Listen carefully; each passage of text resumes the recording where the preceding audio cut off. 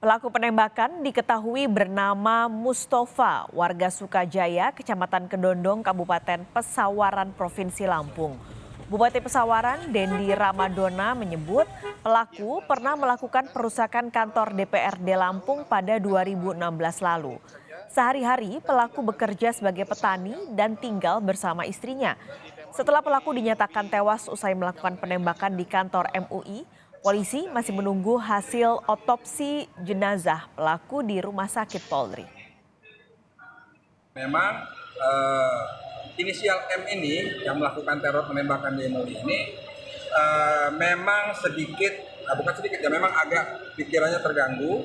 Dia pernah mengaku sebagai nabi di kantornya dan tahun 2016 pernah melakukan juga tindakan pengerusakan di Bandar Lampung. Dan ditangkap tapi dilepaskan karena mungkin masuk dalam kategori dalam gangguan. Seperti itu yang baru kami dapat sekarang. Kita terhubung dengan jurnalis Kompas TV Triksi Valencia dan Roma Afria Idam di Lampung untuk mengetahui perkembangan kasus penembakan di kantor MUI. Saya akan ke Triksi terlebih dulu. Triksi, untuk perkembangan penyelidikan kasus ini seperti apa sejauh ini?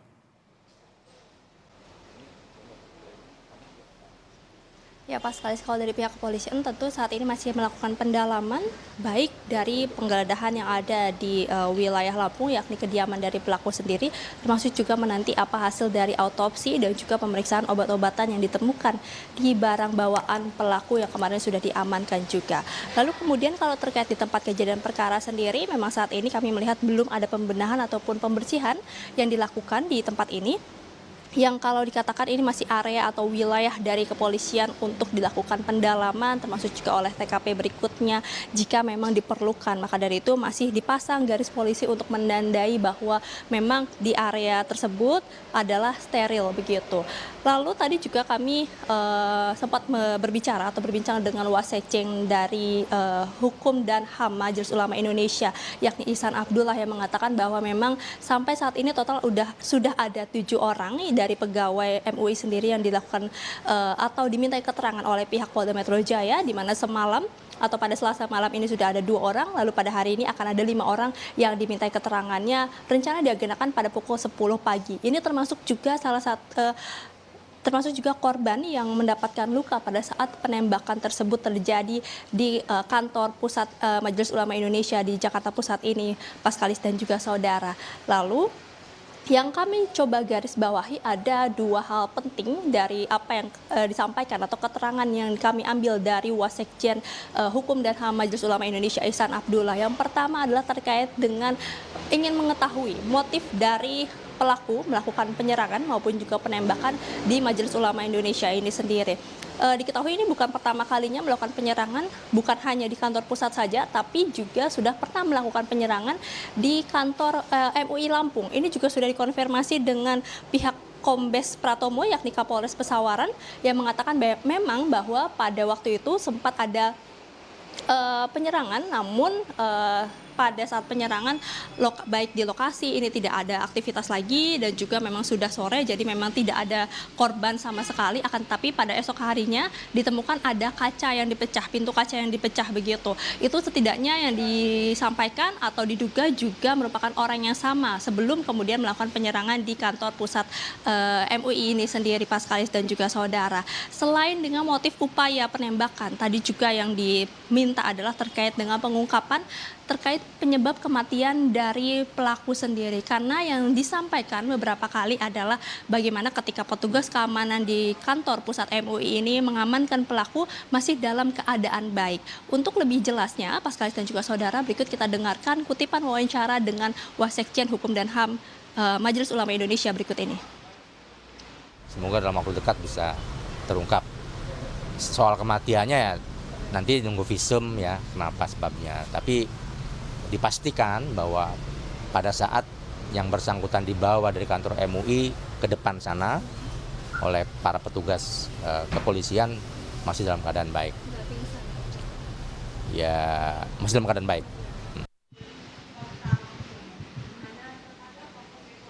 Ya, pasca penembakan yang terjadi di kantor MUI ini sendiri disampaikan memang tidak ada penambahan pengamanan yang diberikan begitu di kantor ini, dan termasuk juga operasional yang dilakukan di kantor ini pun masih berjalan normal begitu, masih menerima pelayanan masyarakat jika ingin datang atau memang berurusan begitu dengan petugas di kantor Majelis Ulama Indonesia. Jadi masih berkegiatan seperti biasanya normal dari pukul 8 hingga 4 sore, dan pengamanan juga masih sekadarnya.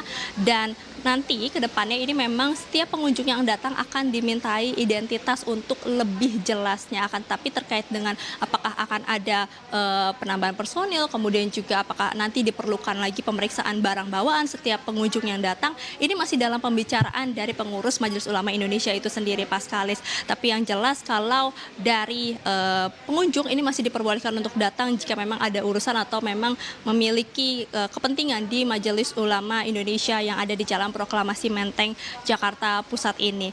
Lalu tadi juga disampaikan bahwa pasca penembakan ini memang nantinya akan dilakukan pertemuan dengan beberapa ormas Islam.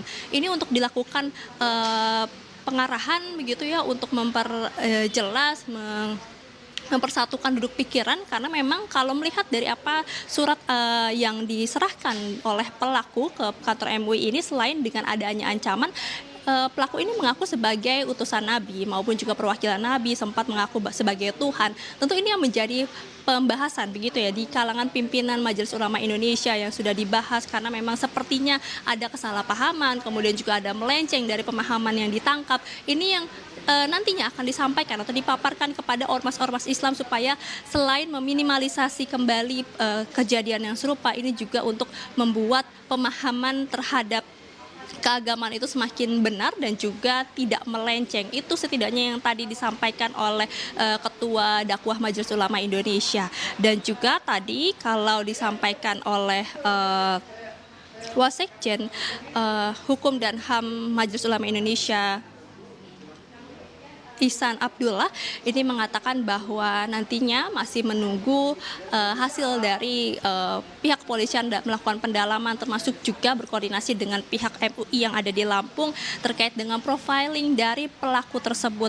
Tadi kami sempat bertanya apakah ada kemungkinan untuk bertemu dengan keluarga, mungkin ingin mencari tahu apa yang menjadi maksud dari pelaku, kemudian juga apa tujuannya pelaku ini datang berkali-kali ke kantor Majelis Ulama Indonesia untuk menemui pimpinan, apa yang menjadi maksudnya, apa yang menjadi keinginannya. Namun dikatakan bahwa memang sampai saat ini untuk profiling, kemudian untuk apa yang sebenarnya didapatkan ketika berbicara dengan keluarga, ini masih diserahkan dengan pihak anggota Majelis Ulama Indonesia yang ada di Lampung. Jadi ini masih terus bekerja sama dan juga terus berkoordinasi, Paskalis dan juga saudara, baik yang ada di Jakarta maupun juga yang ada di Lampung. Tapi harapannya yang disampaikan tadi adalah bagaimana kasus ini dapat diusut tuntas, kemudian dicari tahu apakah memang ada keterkaitan maupun juga hubungan anggota lainnya begitu ya, masuk dengan organisasi lainnya. Ini yang perlu dicari tahu. Dan memang jika memang ada kemungkinan ataupun memang ada hubungannya, ini yang perlu didalami sehingga ini dapat memutus kemudian setiap perbuatan kriminalisme, kemudian juga termasuk penyerangan-penyerangan yang nantinya bisa terjadi lagi, baik bukan hanya di kantor Majelis Ulama Indonesia maupun juga di tempat-tempat lainnya. Ini yang menjadi harapan tadi yang disampaikan pada saat kami berbincang dengan Wasekjen Hukum dan HAM Majelis Ulama Indonesia, Ihsan Abdullah. Paskalis. Terima kasih Triksi Valencia melaporkan dari kantor MUI. Sementara di Lampung penyidikan masih dilakukan termasuk penggeledahan rumah pelaku dan untuk memastikan apakah ada jaringan pelaku seperti yang disampaikan Triksi tadi. Nah, bagaimana hasil penggeledahan di Lampung? Kita tanyakan jurnalis Kompas TV Roma Afia Idam ada di sekitar rumah pelaku saat ini. Roma, penggeledahan rumah sudah dilakukan pada tadi malam. Nah, apa saja barang bukti yang ditemukan polisi? Paskalis dan juga saudara, pada hari ini pasca penggeledahan oleh pihak kepolisian yakni Polda Metro Jaya bersama Polda Lampung di rumah pelaku penyerangan di kantor MUI, di mana dari hasil penggeledahan ini petugas menemukan sejumlah dokumen dan juga surat menyurat serta obat-obatan yang diduga milik pelaku yang didapat dari dalam rumah begitu, baik dalam kamar dan juga di dalam yang disimpan dalam lemari. Penggeledahan ini tentu dilakukan untuk pihak kepolisian mencari tahu barang-barang bukti apakah pelaku ini terlibat dalam kelompok jaringan terlarang begitu. Itu hal yang dilakukan oleh pihak kepolisian. Untuk mengetahui apa sajakah yang di hasil penggeledahan, berikut cuplikan wawancara kami dengan Kasat Reskrim Polres Pesawaran. Kaitannya untuk mengetahui sejauh mana keterlibatan beliau tentang peristiwa. Dalam hal ini ada beberapa dokumen yang dibawa, nanti akan kita sampaikan karena ini masih dalam proses pengamanan dulu. Tadi Pak ditemukan obat apa Pak? Ya, jadi dari keluarga memberikan obat sampling ya, yang sering dipakai oleh saudara Mustafa dalam hal ini untuk obat asma. Demikian.